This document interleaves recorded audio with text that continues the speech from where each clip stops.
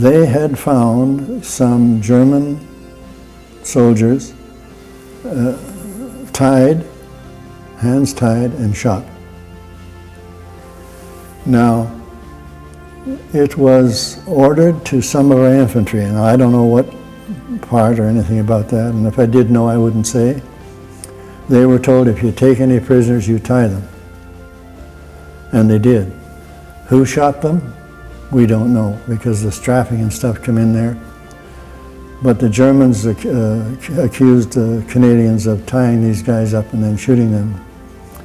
And so this was quite a while. We'd been in the camp for quite a while. And so they decided they were going to take us out to a different part of the camp. So they marched us up, and if you can imagine, there's it was like a big stockyard. The British were there from Dunkirk. And so went up, and on the, I'm going to call it the west side, that may be wrong, but anyway, on the west side there was an open place all the way the length of that camp, maybe 100 yards or more.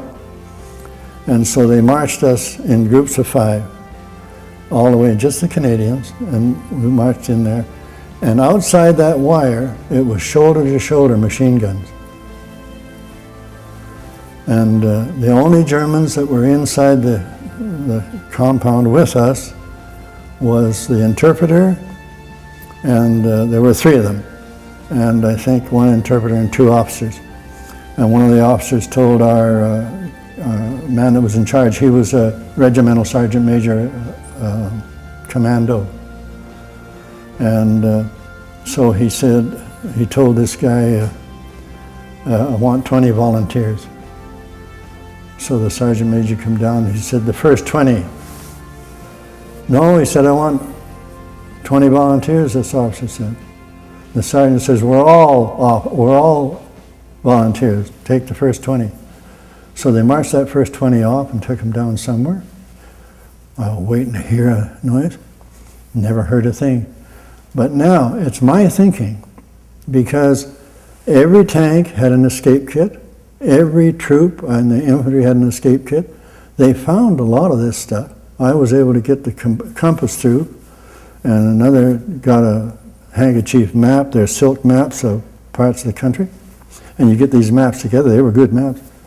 Anyway, and they found these, and I suppose this was such an easy thing that here, British government gave them all these tanks and troops, and it was such an easy deal. There's something funny about this. And now, I think they were hoping to get rid of all these Canadians because they were sent in there to do something. That's their thinking, and I can't blame them, because that's what it appeared like to them. But the Canadians stood fast, no one broke rank, and like the sergeant major says, I don't know what's going on here, but don't you guys make a move until I give you the order. And so the order was the first 20, and they took them down. They tied them up with cord. You know, those little, we used to have them, you don't see them anymore, the 3 strands of hemp making a cord, and they tied us like that. And so another 20, they'd go down, they'd tie them, another 20, they'd go down. And about midnight, they came in and said, the Fuhrer has decided that you can be untied, but you'll be tied up at 8 in the morning till 5 at night. And we were tied like that for, like this. Oh, for, you know, I can't remember how long, it was a long time. And then finally they gave us shackles, and these shackles would let your hands go like this. And they were nothing but a big joke.